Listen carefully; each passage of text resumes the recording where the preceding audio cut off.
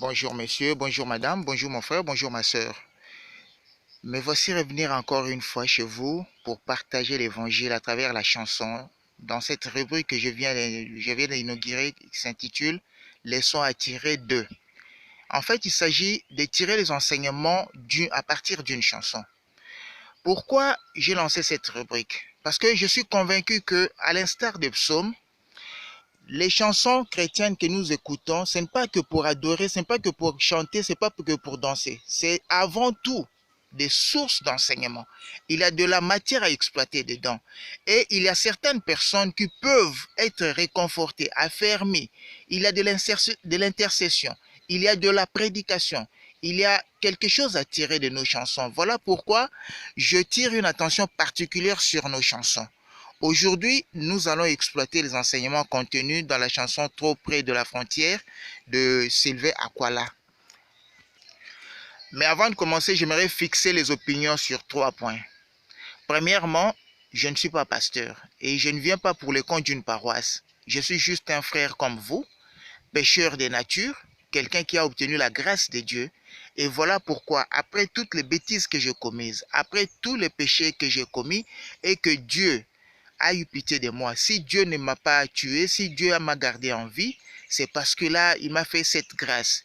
Et la meilleure façon de le remercier, c'est de contribuer à l'évangile, à son œuvre. Je suis un ouvrier du Christ, je suis un ouvrier dans le jardin, dans le champ de Dieu, et je ne viens pas pour un pasteur, je ne suis pas disciple d'un pasteur, mais je suis disciple du Christ. Voilà pourquoi je viens devant vous pour vous partager avec vous le peu que moi j'ai, le peu que je connais. Deuxièmement, j'aimerais demander de l'indulgence auprès de frères et sœurs, des chantres de qui je tire leurs chansons, des chantres dont j'utilise les chansons. Vous savez, ce n'est pas pour des raisons économiques. D'ailleurs, les vidéos que je suis en train de poster ne sont même pas commercialisées, ne sont même pas monétisées. Ce n'est pas pour des raisons commerciales. C'est juste pour des raisons de partage d'évangile. Et je pars de leurs chansons simplement parce que pour moi, je suis convaincu que leurs chansons contiennent des sources d'enseignement. C'est un socle. Il y a des thèmes à exploiter, il y a des vérités à exploiter, il y a des enseignements qui peuvent réconforter le corps du Christ, qui peuvent recadrer certaines choses, qui peuvent affermir certaines choses. C'est pour des raisons d'évangélisation. Troisièmement, je le dirai et je le dirai toujours, je le répéterai, la foi n'est pas déclarative, mais la foi est pratique. Cela veut dire qu'on n'a pas besoin de porter des autocollants sur le visage pour dire que non, nous sommes chrétiens. Non, être chrétien, c'est pratiquer sa foi. Il est important que le chrétien se taise. On n'a pas besoin de crier. À l'instar de Wole Soyinka qui disait que le tigre ne crie pas sa tigritude, mais il bondit sur sa proie, le chrétien n'a pas intérêt à crier, à monter sur tout le toit, à monter au créneau, à faire hisser les banderoles, à crier à haute voix. Non, non. Le chrétien pratique les œuvres de charité. Le chrétien pratique les œuvres de sa foi. Le chrétien se conduit très bien. Même lorsqu'il ne parle pas, les gens qui sont dans le voisinage, ils verront une certaine différence entre le chrétien, la façon dont il se conduit, et le reste. Ils diront oui, celui-ci est un chrétien. C'est comme le Christ avait dit dans Matthieu 5, pratiquez de bonnes œuvres, brillez afin que vous soyez comme cette lumière qui éclaire le monde et que ceux qui ne crient pas voient vos bonnes œuvres et louent le Seigneur. Essayez de pratiquer, de prêcher par l'exemple et non par les propos seulement. C'est la raison pour laquelle Jean-Baptiste avait dit aux pharisiens, si vous êtes des enfants d'Abraham, pratiquez les œuvres d'Abraham. Donc on n'a pas besoin de chanter, de dire à tout le monde, je suis chrétien, chrétien, chrétien, alors qu'on ne pratique pas les œuvres de la foi. Non. Parce que sur le plan déclaratif, tout le monde est chrétien, hein? Il y en a plein. Mais sur le plan pratique, il y en a peu. Voilà pourquoi il est important que les chrétiens se taisent et pratiquent des bonnes œuvres. Ainsi, ayant dit, avant d'entrer dans le vif du sujet, j'aimerais qu'on écoute d'abord la chanson. Ensuite, on viendra analyser et on tirera des enseignements.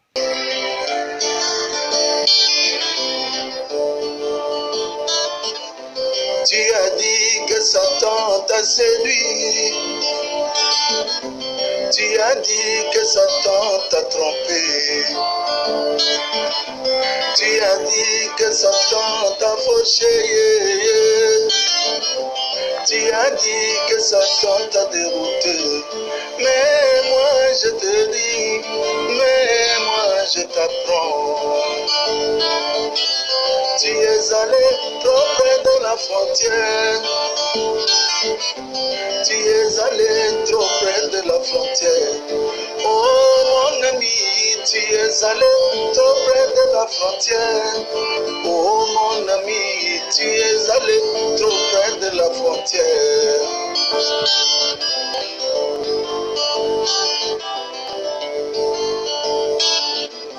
Tu as oublié que Dieu existe toujours. Une vraie et totale séparation entre les ténèbres et la lumière, entre la foi et l'incrédulité. Mais toi, si tu es tombé, mon bien-aimé, tu es allé trop près de la frontière. Oh mon ami, tu es allé trop près de la frontière. Oh mon ami, tu es allé trop près de la frontière. Oh mon ami, tu es allé trop près de la frontière. Oh mon ami, tu es allé trop près de la frontière.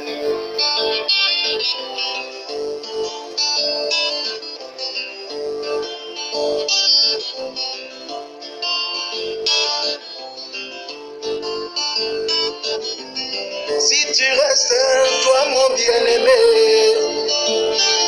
en plein, au beau milieu du pays,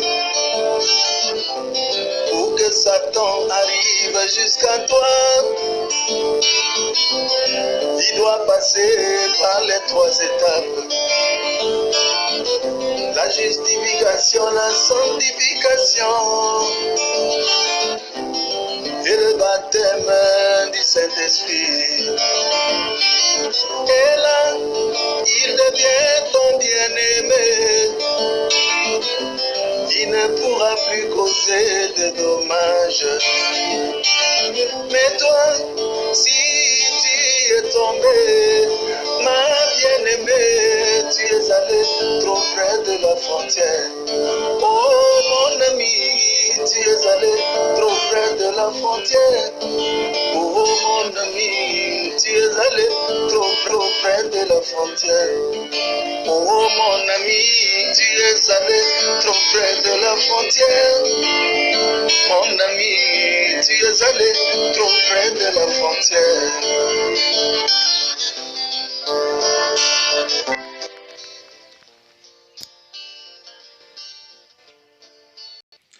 Voilà.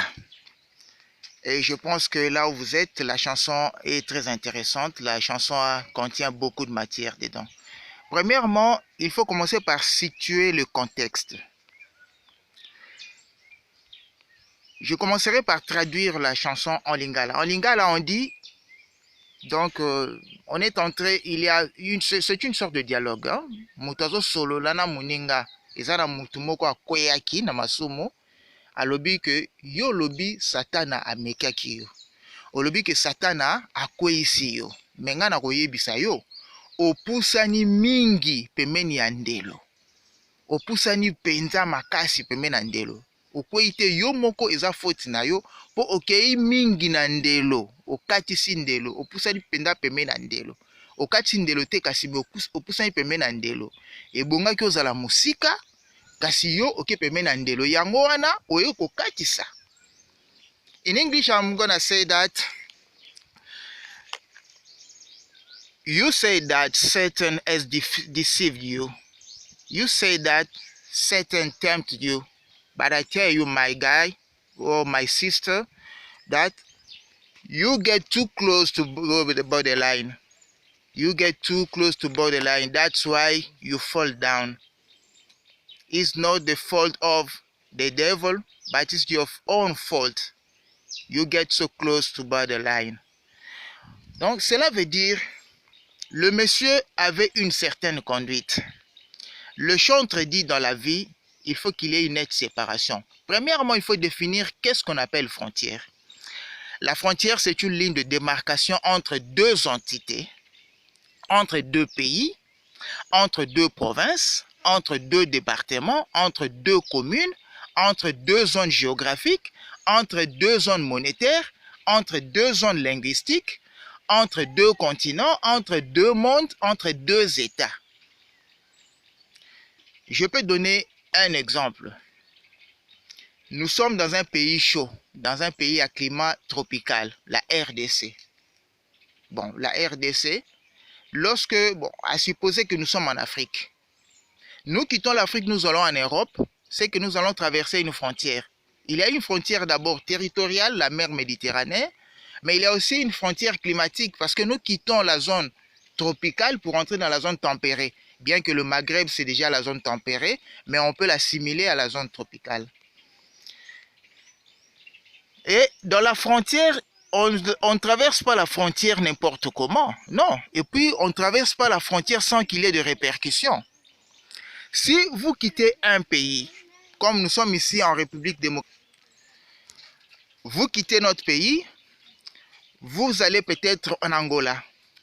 Vous traversez la frontière sans titre de séjour, dans des conditions irrégulières, on va vous arrêter. On peut vous arrêter pour plusieurs raisons. On peut peut-être vous coller l'immigration clandestine. On peut vous arrêter pour trafic illicite, pour contrebande. Et si vous êtes militaire, là, ça devient encore très sérieux. Une armée qui traverse la frontière, mais c'est un incident diplomatique. Ça vaut la cour martiale, ça vaut une déclaration de guerre. Donc, la frontière ne se traverse pas n'importe comment et sans qu'il y ait de répercussions.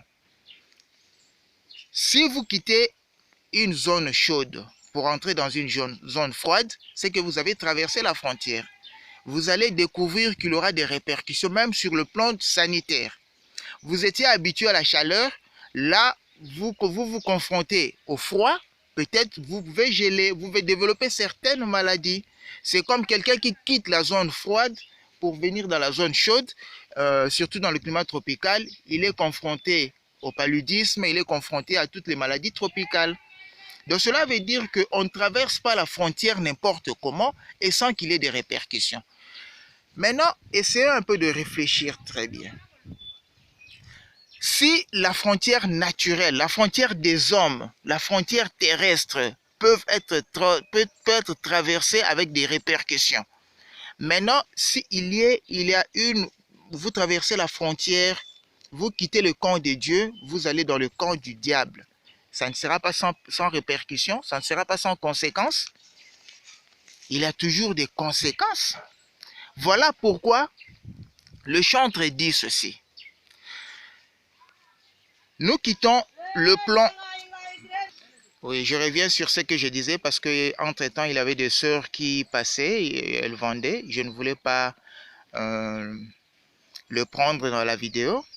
Je reviens. J'ai dit, si la frontière terrestre, la frontière des hommes peut avoir des conséquences lorsqu'on la traverse.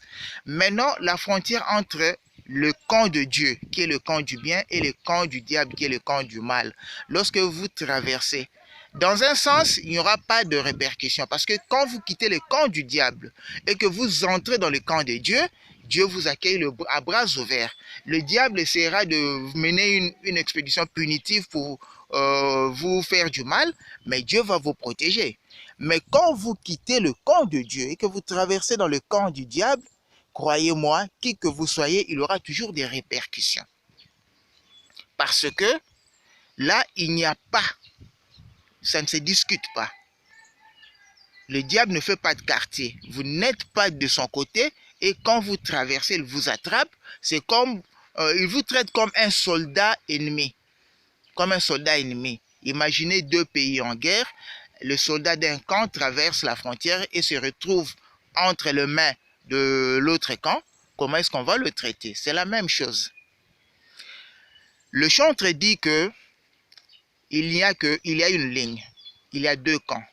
Le bien et le mal. Dans chaque pays, il y a le bien et il y a le mal. Dans ce monde, il y a le bien et le mal. Les choses sont bien claires. Il n'y a pas de zone tampon. C'est bien clair. il y a toute une démarcation. Le bien, c'est la charité, la foi, les bonnes œuvres, la bonne conduite. Et le mal, c'est tout ce que nous savons, nous connaissons sur cette terre. Le meurtre, le vol, la drogue, la prostitution, l'occultisme, la sorcellerie et tout. Si vous êtes chrétien, n'ayez pas de position ambiguë. La position ambiguë, c'est quoi?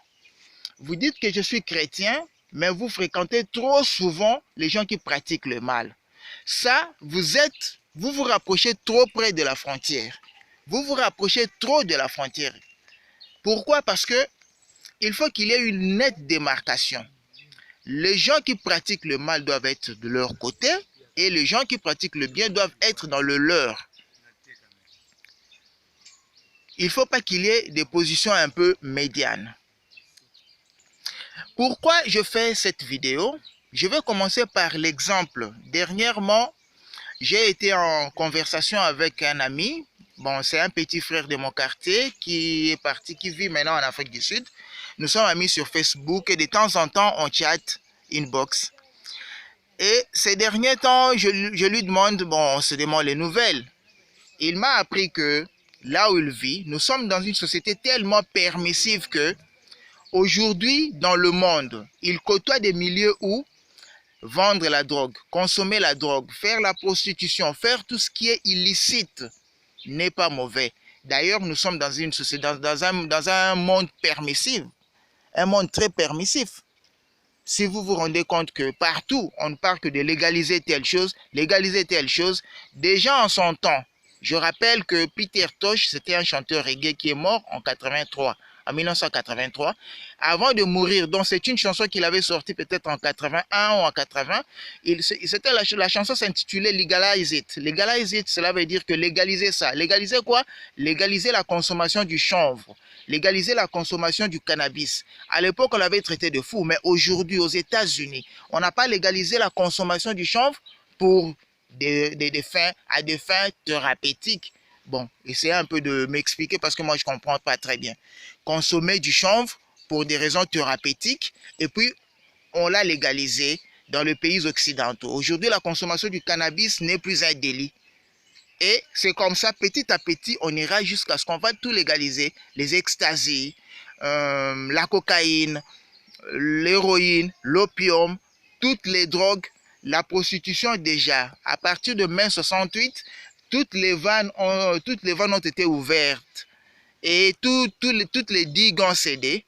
On a acquis beaucoup de liberté à partir de mai 68. Il y a eu beaucoup de liberté qu'on a acquis, mais on a aussi acquis beaucoup de vices qui sont passés à travers ces digues qui ont cédé. Et à partir de mai 68, le mot d'ordre, c'est quoi? Il est interdit d'interdire.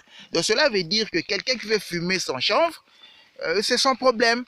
Moi, j'ai demandé à cet ami, à mon ami, mon petit frère là, je l'appelle ami, puisque c'est un frère. Je lui ai dit, mais maintenant, qu'est-ce que toi tu fais? Toi aussi, tu touches à ces histoires? Il me dit, non, en tout cas, compte tenu de mon éducation, je ne touche pas à cette histoire. Je ne touche pas à ces histoires, je ne fume pas, je ne fais rien du tout, mais je vis avec. Je dis, mais comment tu parviens à vivre avec ceux qui pratiquent de tels actes alors que toi, tu ne touches pas? Il m'a répondu en anglais en disant, I don't mind. Cela veut dire que je ne m'en fais pas, ce n'est pas mon problème. Nous sommes dans un monde où chacun vit sa vie. Et je vais... Oui, j'ouvre une parenthèse. Je vais ouvrir une parenthèse pour dire que aujourd'hui, le monde évolue à un rythme qu'on est entré dans l'époque post-modernisme. Je l'ai appris dans l'une des vidéos du pasteur Sita Luemba qui disait que nous sommes entrés à l'époque post-moderniste. Cela veut dire qu'il n'y a pas de vérité absolue. Chacun a sa vérité. Tu trouves que fumer du chanvre est bon, c'est bon. On te laisse tranquille, tu fais comme bon il te semble. Donc, il n'est plus permis de blâmer quelqu'un, il n'est plus permis de reprocher quelqu'un. Et je déplore le fait que dans notre monde aujourd'hui, on punit sévèrement ceux qui critiquent l'homosexualité et on laisse tranquille ceux qui vendent et achètent la drogue. Voyez un peu l'inversion des valeurs, si je peux m'exprimer en ces termes. Mais là, c'est la raison pour laquelle j'insiste. Quand l'ami m'avait dit que lui n'a pas de problème, il ne s'en fait pas, il laisse les gens faire leur vie, lui son problème est de ne pas toucher à ses extasies, de ne pas faire la prostitution, de ne pas toucher à tout ce qu'eux le font, mais il vit avec. Moi je dis mais c'est dangereux, c'est dangereux. Et en lui disant ceci, je ne lui ai pas dit qu'il s'approchait de la frontière, mais il va de plus en plus vers la frontière. Il est trop près de la frontière, l'ami. Pourquoi trop près de la frontière? Maintenant, passons, ouvrons le chapitre pour expliquer quel est le processus qui fait qu'on puisse quitter un camp pour entrer dans l'autre. Généralement, lorsque vous êtes dans un camp, le camp du bien, et que vous basculez dans le camp du mal, ça ne se fait pas du but en blanc. Il y a toujours un processus. Et souvent, au cours du processus, vous ne vous en rendez pas compte. Mais il y a des choses qui se font. L'expérience, je l'ai vécue en 2006. En 2006, j'étais avec un ami. C'était mon superviseur dans un call center. Aujourd'hui, il est quelque part. Je ne citerai pas son nom parce qu'il ne m'a pas donné l'autorisation. Nous étions quelque part à côté d'une porcherie et on causait, mais dès que nous sommes arrivés, on ne parvenait pas à supporter l'odeur de la fiente de porc qui se dégageait. Et on voulait quitter l'endroit, mais il n'y avait pas d'autre endroit. On avait le choix que de rester là. Et nous sommes restés pendant 1 heure. Mais qu'est-ce qui s'est-il passé? Au départ, cette odeur qui était insupportable, au fur et à mesure qu'on causait, on ne sentait plus cette odeur. Et quand nous avons quitté l'endroit au bout d'1 heure, c'était normal. On respirait normalement, comme s'il avait de rien n'était. La question à se poser est la suivante, ou bien les questions à poser sont les suivantes. 1. Est-ce qu'on a déplacé la porcherie? Non, la porcherie était là, sur place. Est-ce que nous, on a changé d'endroit? Non, nous étions sur place. 3. Est-ce qu'on avait évacué la fiente de porc? Non, la fiente de porc était là.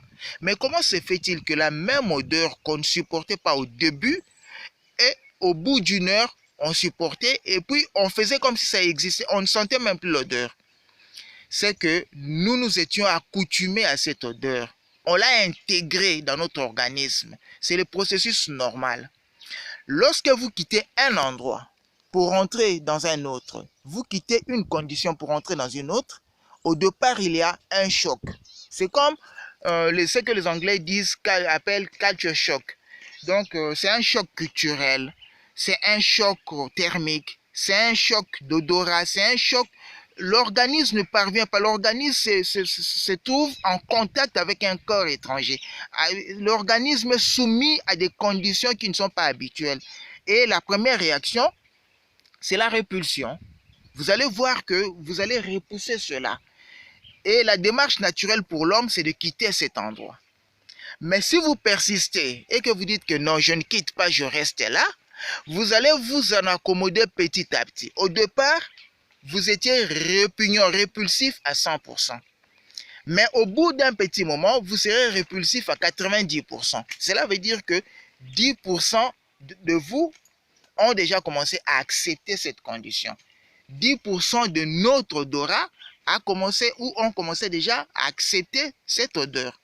Et petit à petit, au fur et à mesure qu'on reste sur place, le pourcentage diminue. Donc, la répugnance perd du terrain et l'acceptation gagne du terrain. Ou je pourrais dire l'adaptation gagne du terrain. Nous adaptons notre organisme de façon à ce qu'au bout du compte, ce qu'on trouvait anormal devient normal. C'est comme ça que les gens basculent.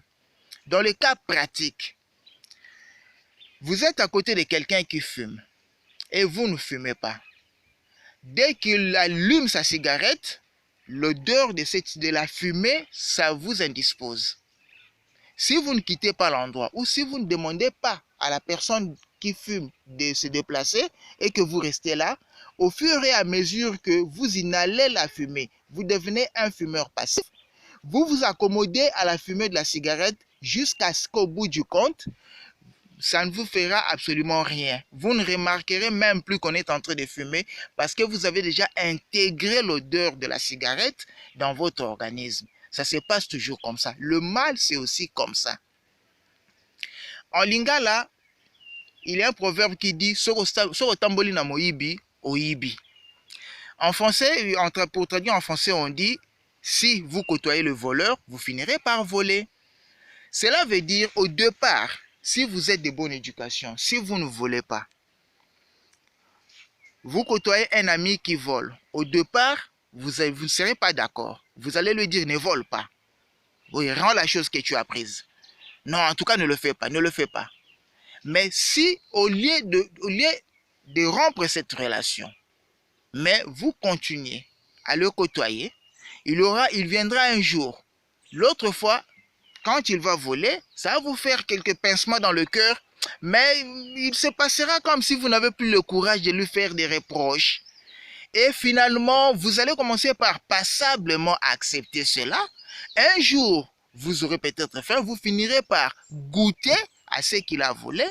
Et l'autre jour, vous allez vous-même tenir même. Il vole, il vous donne ce qu'il a volé, vous vous gardez. Et un autre jour, vous-même, vous finirez par voler. Voilà le processus dans lequel on bascule d'un camp à l'autre. Et c'est ce que je dis à cet ami-là. Je dis, mon cher ami, faites attention. Faites très attention. Pourquoi? Parce que la Bible dit que les mauvaises compagnies corrompent les bonnes mœurs. Et on dit, fouillez les mauvaises compagnies. Éloignez le méchant du milieu de vous. Que se passe-t-il avec vos amis-là, dans le groupe que vous fréquentez? Des amis qui vendent de la drogue. Et vous ne fumez pas, vous ne vendez pas de la drogue, mais vous le côtoyez. S'il arrive un jour, il a rendez-vous avec ces gros dealers, les narcotrafiquants, ces gens qui veulent opérer dans le noir, et qu'ils trouvent que non, vous avez découvert leurs secrets. Ils vous laisseront partir? N'est-ce pas qu'ils vous demanderont d'entrer dans leur groupe? N'est-ce pas qu'ils vous demanderont de goûter à la drogue? Et si vous refusez, vous croyez qu'ils vous laisseront la vie tranquille, la vie libre? Ils vous laisseront tranquille? Ils pourront peut-être vous créer des ennuis. Et je n'ose pas citer les ennuis parce que dans ce monde, ça ne pardonne pas. Et s'il arrivait que la police vienne à vous surprendre, est-ce que la police fera un distinguo en disant que toi tu ne fumes pas, toi tu ne fais pas cela, ils vont vous prendre? Vous ferez la prison comme eux, alors que vous n'avez rien commis. Pourquoi? Parce que vous vous êtes retrouvés au mauvais endroit et au mauvais moment. Et c'est à cause de ces fréquentations. Lorsque vous sortez chaque jour, il a dit non, allons voir les prostituées. Ce n'est pas grave, on va simplement mettre des préservatifs. Et vous savez, mais les préservatifs, le biologiste, le médecin, tout le monde, même ceux qui font la campagne du préservatif, vous disent que ça ne protège pas à 100%.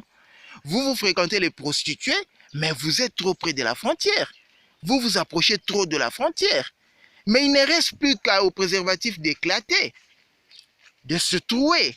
Et finalement, vous rentrez en contact avec l'état de santé de la prostituée que vous fréquentez.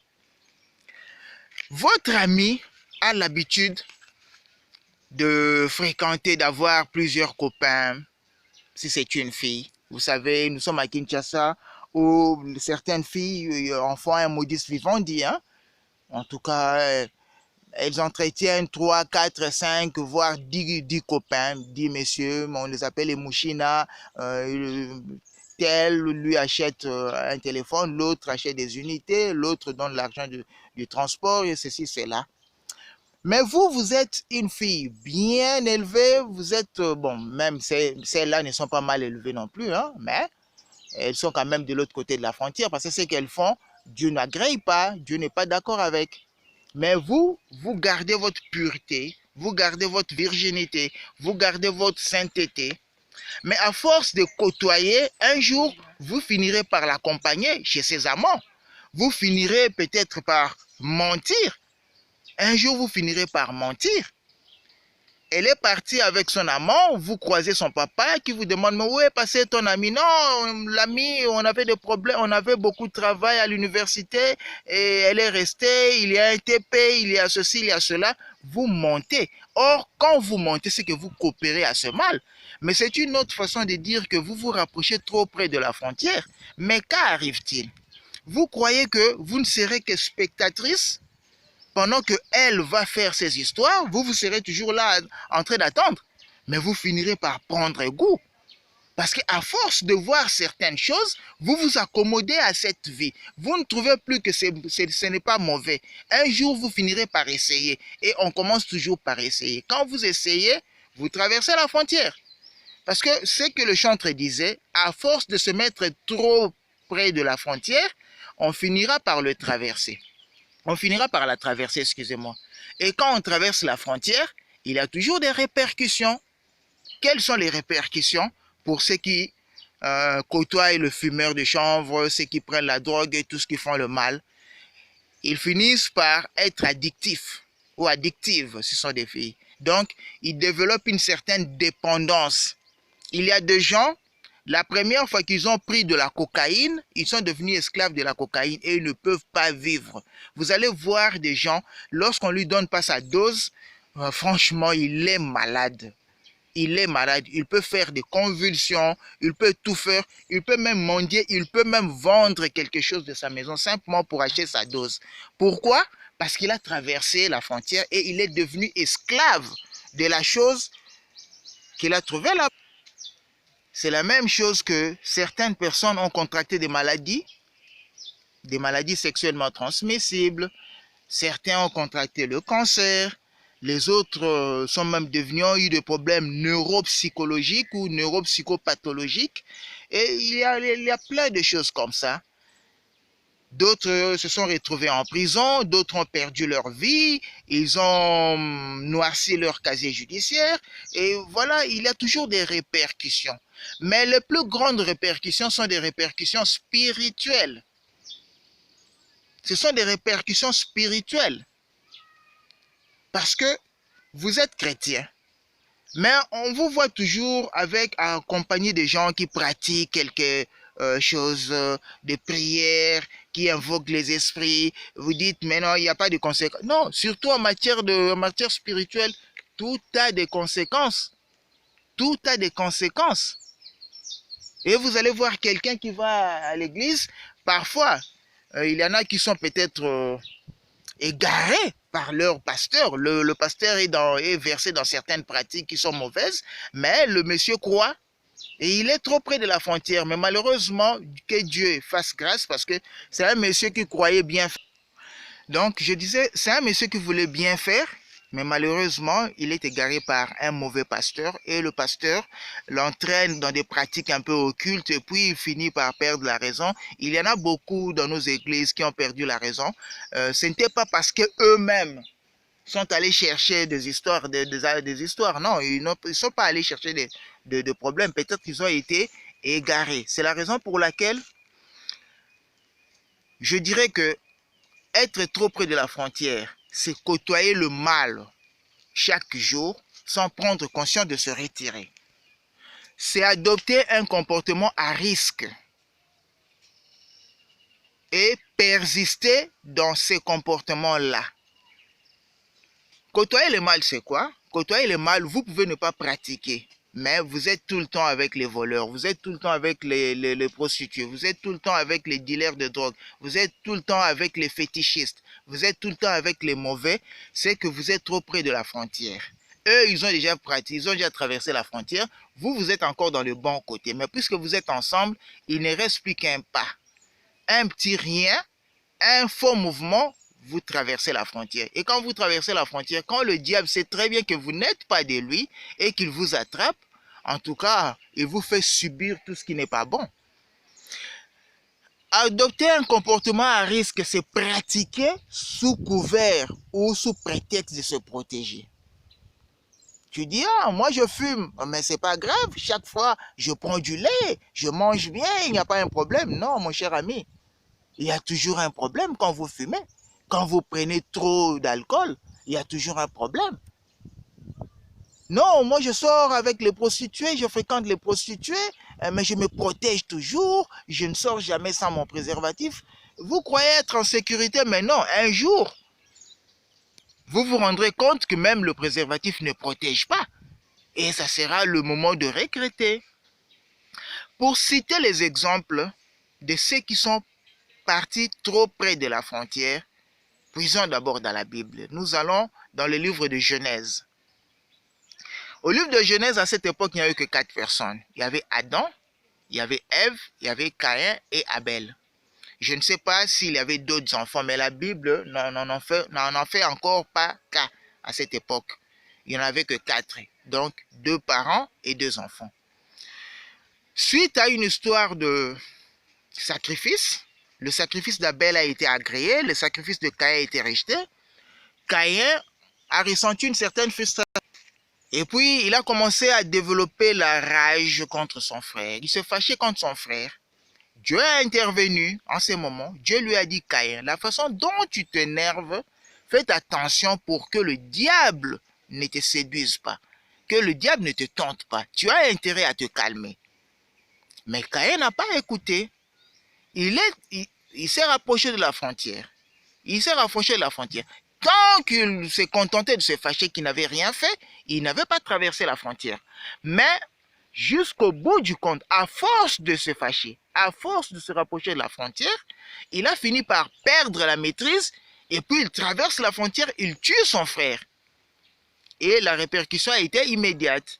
Caïn, bon, après ses parents, Adam et Ève, on leur a dit des choses, mais Caïn, c'est la première personne qui a été maudite après Adam et Ève. La première personne qui a été maudite après Adam et Ève. Voyez, à cause de se mettre trop dans la frontière. La frontière, être trop près de la frontière, ça peut aussi résulter d'un comportement, d'un état d'esprit. Quand on se fâche, mais on peut traverser la frontière. Parce que quand on n'arrive pas à gérer sa colère, mais on peut sortir de ses gants et on peut commettre l'irréparable. Quand on revient, comme mon lingala on dit souvent, dans Rozo moto, tu as déjà causé l'irréparable. Donc, quand on traverse la frontière, même si tu reviens, mais c'est que les conséquences restent. Le deuxième cas à citer, c'est le cas de Saül, le roi, le premier roi d'Israël. Pour la petite histoire, Israël quitte l'Égypte, traverse le désert et va vers la terre promise. En route, ils sont attaqués par les Amalécites. Les Amalécites les ont imposé une bonne de perte à ces noms. Même si Dieu a intervenu par après, les Israélites ont eu raison des Amalécites, mais ils ont quand même perdu un certain nombre de gens. Et compte tenu de cela, Dieu avait juré que dès que son peuple arrive à la terre promise, ils organiseront une expédition punitive pour aller exterminer tous les Amalécites. Et la tâche a été confiée à Saül, qui était le roi. Il fallait organiser une expédition militaire où on devait tuer tous les Amalécites, du roi jusqu'au dernier des citoyens. On allait tuer même les bêtes. En lingala, nous, on dit sosote libatate. Donc, on tue tout le monde. Bon, aujourd'hui, avec les droits de l'homme, on parlera de génocide. Mais à l'époque, il faut se situer dans le contexte. À l'époque, premièrement, aujourd'hui, même Dieu ne le permettra pas parce que tout le monde est enfant de Dieu aujourd'hui. Donc aujourd'hui, personne ne peut tuer son prochain parce que nous sommes tous enfants de Dieu. Mais à l'époque, Dieu ne traitait qu'avec un seul peuple, avec une seule nation. Le reste était dans le camp du diable. Et c'était l'un ou l'autre. Soit les ennemis d'Israël venaient attaquer les Israélites et les tuer tous, soit les Israélites les contre-attaquaient et les tuaient tous. Donc, il faut le prendre dans le contexte. Saül est parti, il a été victorieux. Ils ont défait les Amalécites. Mais devant la part du gain, il a trouvé que les Amalécites avaient de vaches et de bœufs, ils étaient très gras. Ils avaient un roi qui avait beaucoup d'argent, de la richesse. Au lieu de le tuer comme c'était ordonné par Dieu, Saoul s'est laissé capturer par l'appât du gain. Et il a été entraîné par l'appât du gain, il a épargné le bœuf, il a épargné le roi, dans le but d'utiliser ce bœuf parce que ça avait une certaine valeur, et puis de tirer de la richesse du roi des Amalécites. Or, sans se rendre compte, Saoul était maintenant trop près de la frontière. Il avait une frontière à ne pas dépasser. Donc la frontière était quoi? Il avait une ligne de démarcation. Vous ne touchez pas à ceux qui appartiennent aux Amalécites. Et vous n'épargnez aucune vie parmi les Amalécites. Lorsque vous touchez à leurs biens, c'est que vous avez traversé la frontière. Mais Saül, à force d'admirer ses richesses, à force d'admirer ses bœufs, à force d'imaginer que ce bœuf peut lui rapporter un quelconque bénéfice, c'est qu'il est resté tout près de la frontière pendant très longtemps. Mais le problème est que la frontière est toujours tentante. Et lorsque vous êtes trop près de la frontière, vous finirez par traverser. Et lorsqu'il a traversé, c'est à partir de là qu'il a été rejeté. Saül a perdu sa royauté dès le début. Dès la première expédition, il a perdu sa royauté. Mais souvent Dieu agit comme un ventilateur. Hein? Lorsque le ventilateur est allumé, l'hélice tourne. Vous débranchez et que vous débranchez, l'hélice continuera à tourner. Vous croirez que le ventilateur est toujours en marche. Non, le ventilateur n'est plus en marche, mais ça tourne jusqu'à ce que ça sera un mouvement uniforme décéléré jusqu'à ce que ça ne tournera plus. Or, Saül avait déjà été rejeté dès la première expédition. C'était quoi? Il a traversé une frontière et il y a eu des conséquences. Le troisième exemple à citer toujours dans la Bible, c'est dans le livre des Juges. Saül, c'est dans 1 Samuel. Hein? Dans le livre d'1 Samuel, vous trouverez cette histoire là-bas. Adam et Caïn et Abel, c'est dans Genèse, bien entendu. Mais dans le livre des Juges, nous avons Samson. Samson, c'était un champion, un juge, donc un homme très puissant, très fort. C'était un atout pour les Israélites. Rappel du contexte, quand les Israélites sont arrivés dans la terre promise, ils n'avaient pas encore de roi. Après, ils étaient d'abord dirigés par Josué. Bon, c'était Moïse qui les conduisait en chemin. Mais avant d'entrer dans la terre promise, Moïse était mort et Josué était devenu leur leader. Après la mort de Josué, ils sont restés comme ça, sans roi, sans leader vraiment naturel. Et c'est à ce moment-là qu'ils étaient à tout moment attaqués par les tribus voisines, par les nations voisines. Et la nation qui leur avait posé beaucoup de problèmes était les Philistins. Et comme le Philistin à cette époque, Dieu suscitait toujours un juge, un héros qui défendait son peuple. Et à cette époque, Samson, il avait une grande puissance. Samson avait la force de battre tout le monde. Il pouvait battre 1000 personnes. Il pouvait défaire toute une armée. Donc c'était un atout pour les Israélites. Mais son grand problème est qu'il était tombé amoureux d'une Philistine. Alors que Dieu avait interdit aux Israélites d'épouser les femmes étrangères ou d'épouser les hommes étrangers. C'était une loi. Il disait que si vous épousez ces femmes, vous finirez par adorer leur Dieu. Or, c'est à cause de cette adoration, de l'adoration de ces idoles que moi, je les ai rejetées. Or, Samson, malgré toute sa force, il est resté trop près de la frontière en restant amoureux de Dalila, qui était une Philistine. Pendant combien de temps?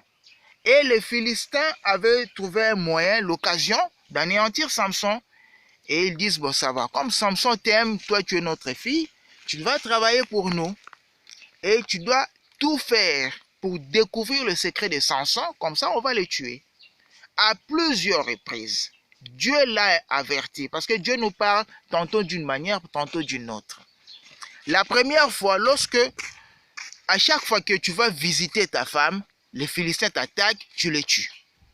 Tu ne peux pas comprendre que c'est dangereux cette route. C'est dangereux le fait de vivre avec cette femme. C'était un message que Dieu lui a envoyé. Mais il ne voulait pas comprendre parce qu'il était trop près de la frontière. Il est resté cramponné dans la frontière. Après, la femme a commencé par poser le vrai problème, à lui demander quel est le secret de ta force. Et au départ, Samson le trompait. Samson l'a trompé. Samson mentait en disant non, en tout cas, si tu m'attaches avec des cordes, je perdrai ma force. Et aussitôt dit, aussitôt fait. Donc, Samson devait comprendre que cette femme-là travaillait contre lui.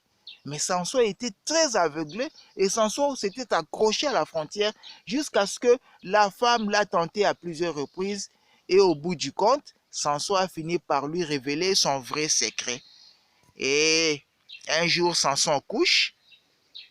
Quand il se réveille, il se tient la tête, il n'a plus de cheveux. Et automatiquement, les Philistins sont arrivés et ils l'ont capturé. Nous connaissons l'histoire. Dieu, même si son homme s'égare, mais il sait toujours comment récupérer son homme et il lui a donné une dernière force pour tuer plusieurs Philistins. Mais là, il faut aussi nous apprendre, la fréquentation peut aussi être une frontière. À force de fréquenter les mauvaises personnes, vous finirez peut-être par tomber dans un piège, comme je l'ai dit. Les mauvaises fréquentations, c'est ça. L'exemple le plus frappant, c'est l'exemple de Samson. L'autre exemple de ceux qui sont près de la frontière, c'est le roi David. Essayez un peu de vous rendre compte que dans la Bible, Dieu avait appelé Abraham son ami. Voyez, son ami. Un mortel, un pécheur, mais Dieu en fait son ami. Dieu avait appelé David l'homme selon mon cœur. Donc chacun a son statut particulier avec Dieu. Mais déjà le fait que la Bible dit que tous sont péchés et tous sont privés de la gloire de Dieu. Et lorsque Dieu vous appelle, malgré votre état de pécheur, Dieu vous appelle son ami. C'est qu'Abraham n'était pas un homme comme tout le monde. De la même façon, Dieu appelle David l'homme selon mon cœur. Donc c'était un creuseux. Ce sont des gens que Dieu a agréés. Le symbole de la royauté, c'est David. Mais le symbole du patriarche, c'est Abraham. On peut tout dire, tout a commencé parce que c'est à travers Abraham que Dieu a béni le monde. C'est de la lignée d'Abraham qu'est sorti le Messie. Et le trône du Christ, c'est le trône de son père David. Et on appelait Jésus le fils de David. Mais David, le roi que Dieu a oint, la personne que Dieu a appelée, c'est l'homme selon mon cœur. Un jour, le roi David se repose sur sa terrasse et il jette un regard, il voit de loin une femme du nom de Bathsheba qui est en train de se baigner. Elle était dans sa douche, probablement. Elle était dans une intimité. Ne pouvait la voir qu'une personne qui se trouvait à une certaine hauteur. Mais au lieu de détourner le regard, David a maintenu son regard sur la femme. Or, on dit ceci. Le premier regard n'est pas un problème. Je tombe malencontreusement sur quelque chose qu'il ne fallait pas voir. Ce n'est pas un péché si je détourne le regard. C'est comme si je regarde la télé. Je suis en train de zapper, je zappe. Je tombe sur quelque chose, une mauvaise image, et directement je zappe. Ce n'est pas un problème. Je passe ma route. Je trouve que non, des femmes sont en train de se baigner dans une rivière. Mais dès que je remarque qu'il y a des femmes qui se baignent et que moi je me détourne du regard, je n'ai pas péché. Mais le péché, c'est quoi? Lorsque je vois quelque chose qu'il ne fallait pas voir, et au lieu de tourner le regard, je maintiens mon regard et je commence à regarder, là, je commence à pécher. Là, je commence à me mettre de plus en plus près de la frontière. Je suis en train de zapper avec ma télécommande, je tombe sur une mauvaise image, mais au lieu de zapper, je reste là et je commence à regarder. C'est que je me rapproche de la frontière. David aussi, c'était la même chose. Et du coup, à force de regarder cette femme, le corps humain, l'organisme étant ce qu'il est, il a fini par tomber. Et du coup, il a envoyé chercher la femme. Et vous connaissez la suite. Il a commis l'adultère avec elle. La femme est tombée enceinte. Et pour masquer cela, voilà, David est passé de frontière à frontière. Il est allé trop près de la frontière. En regardant cette femme, il est tombé. Mais au lieu de rester là, il est allé encore à côté d'une autre frontière pour essayer de masquer cela. Il a appelé, il a commandé, puisque le mari de la femme en question, le mari de Bathsheba, Uri le Hittite, était en guerre. Et David a donné l'ordre pour qu'on puisse le rappeler qu'il revienne à la maison. Pour quelle mission? David lui a dit, je te donne quelques jours de repos, va, réjouis-toi avec ta femme. Vous êtes, les adultes comprennent de quoi je vais parler. Mais Uri, sage qu'il était, comme si Dieu voulait que David soit démasqué. Uri dit, mon roi, nous sommes en guerre, parce qu'il y avait une loi en Israël qui disait que lorsque vous êtes en guerre, les soldats ne doivent pas s'approcher de leur femme. Et Uri dit, mais non, mon roi, je ne peux pas m'approcher de ma femme, nous sommes en guerre. Mais David lui dit, c'est moi qui t'ordonne, tu vas le faire. Mais Uri dit non, mieux vaut obéir à la loi de Dieu qu'à la loi des hommes. Et Uri, au lieu d'aller vers sa femme, Uri passe la nuit devant le portail du roi. Le matin, David se rend compte que non, ce monsieur n'est même pas allé vers sa femme. Il se rend compte, ah oui, moi je voulais masquer quelque chose. Parce que si Uri était parti vers sa femme, on allait lui amputer cette grossesse-là. Vous voyez, cette histoire, ça a commencé il y a longtemps. Hein? Ce qu'on dit en lingala, c'est la mutuzemi. En français, imputer une grossesse à quelqu'un. Oui, il y a certaines personnes qui sont apparemment les papas, mais alors que ce ne sont pas de vrais pères biologiques, alors que les pères biologiques sont d'autres personnes. Dans cette matière-là, Ecclésiaste dit, une femme qui commet l'adultère, ça ne laisse pas de traces, hein, de même qu'un oiseau qui vole dans les ciels ou un bateau qui flotte sur l'eau du fleuve, hein, il n'y a pas de traces que ça se laisse. Hein. Et David aussi a voulu faire porter, à Uri le chapeau d'une grossesse qui n'était pas sienne, alors que Uri très prudent. Et du coup, David s'est approché de la première frontière. Il l'a traversé. Il s'est approché de la deuxième frontière. Il l'a traversé. Mais là, comme si il fallait tout cacher jusqu'à la fin, il s'est approché de la troisième frontière. Et cette troisième frontière, il fallait que toutes les traces disparaissent. Dans ce cas, comme il a refusé de tomber dans mon piège, je vais l'envoyer à la mort. Il envoie Uri avec l'ordre de le placer en première ligne pour qu'il meure. Et ce qui a été fait, Uri était mort. Voilà, à force de rester trop près de la frontière, David, l'homme selon le cœur de Dieu, le roi modèle, a fini par tomber, simplement à cause de la frontière. Et les répercussions ont été terribles. Dans la répercussion, j'aimerais ouvrir une petite parenthèse pour essayer de déplorer ce que j'ai suivi dans les années 2000 avec un prophète de notre pays.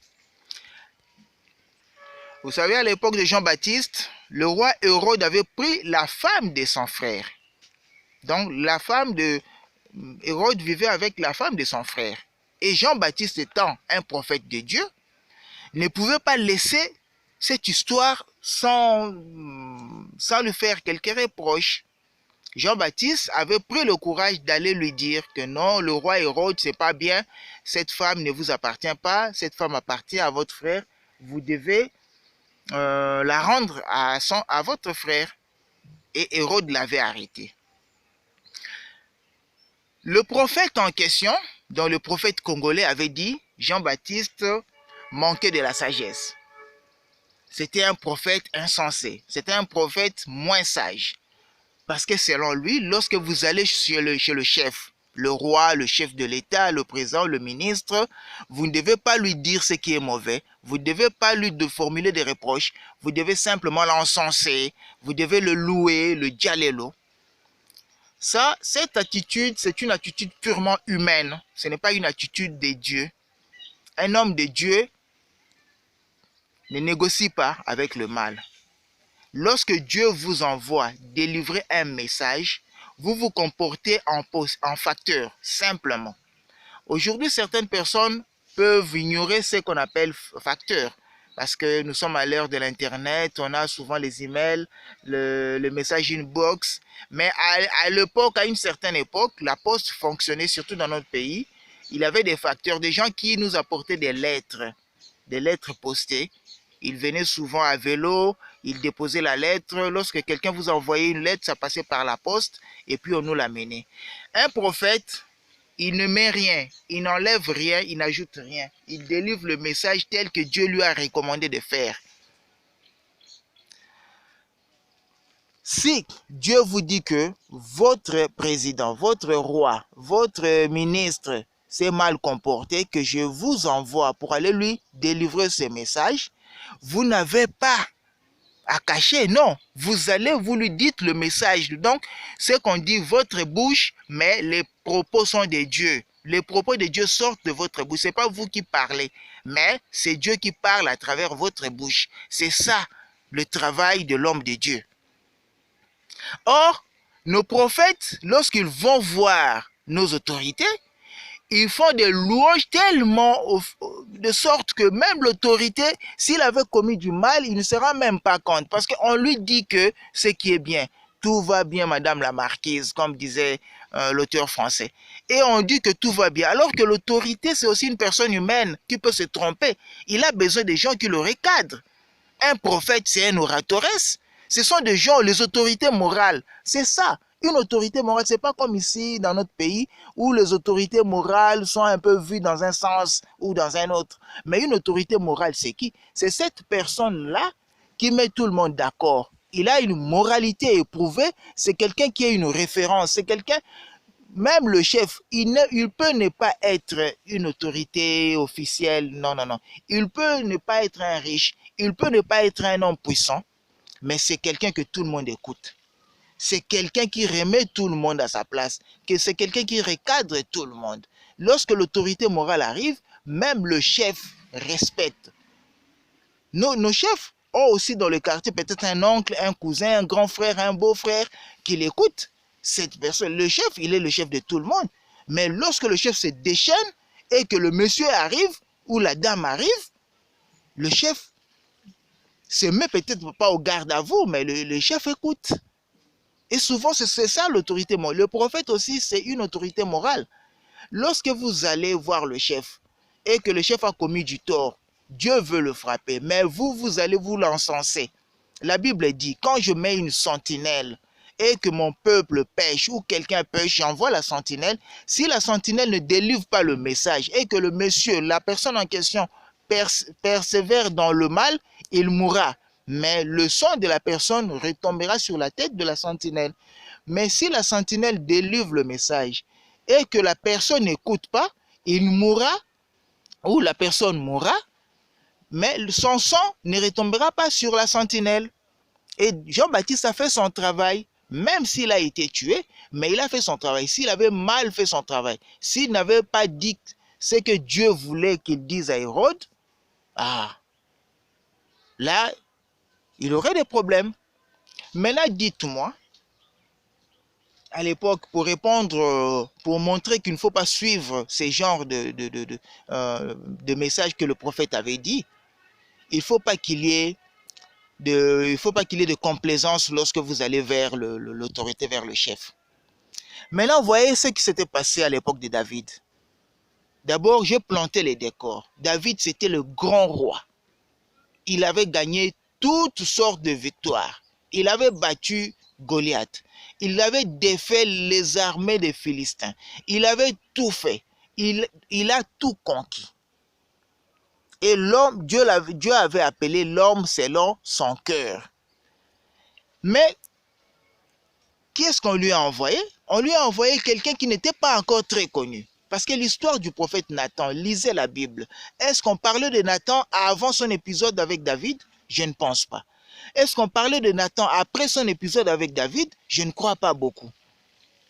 Donc, Nathan a été mis en surbrillance simplement parce qu'il est entré en contact avec David. Alors que David, qu'est-ce que vous pouvez lui parler? Essayez de nous projeter, de nous projeter dans la réalité actuelle. Si c'était un de nos présidents, le président de la République démocratique du Congo, le président d'Angola, le président du Cameroun, le président de je ne sais pas quel pays, Gabon, Maroc, Afrique du Sud, je ne sais pas quoi. Qu'est-ce qu'on peut leur dire? Nos présidents étant ce qu'ils sont, ils ont une personnalité intouchable tant qu'ils sont au pouvoir.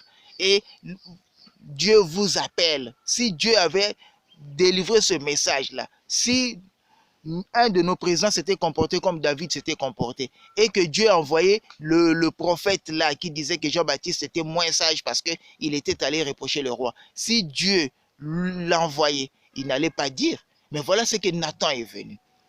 Il est venu poliment voir le roi. Le roi qui est la référence, tout le monde sait très bien que c'est loin de Dieu. Il est loin de Dieu. C'est quelqu'un qui entretient une relation particulière avec le roi, avec Dieu lui-même. C'est quelqu'un que Dieu a protégé de sa propre main. Mais Nathan vient lui dire, écoutez roi, je viens te raconter l'histoire. Il y avait deux voisins. L'un était très riche, il avait de bœufs, il avait toutes sortes de bétail. Mais l'autre, son voisin, n'avait qu'un seul bouc.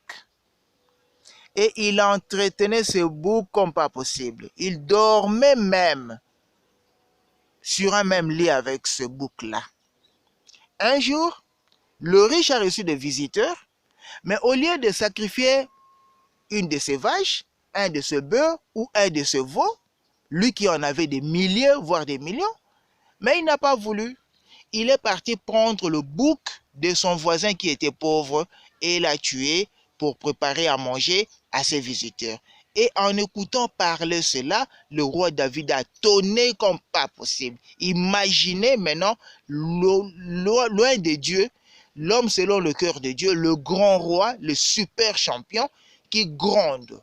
Il frappe le poing sur la table, il dit aussi longtemps que Dieu est vivant, cette personne mérite la mort.